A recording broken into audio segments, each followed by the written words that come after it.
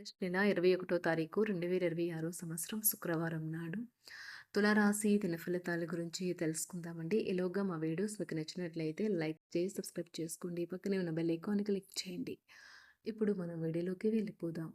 ముందుగా తులారాశిలో ఉండే నక్షత్రాలు వచ్చి చిత్తా నక్షత్రం 3, 4 పాదములు, స్వాతి నక్షత్రం 1, 2, 3, 4 పాదములు, విశాఖ నక్షత్రం 1, 2, 3 పాదములు ఉంటాయి.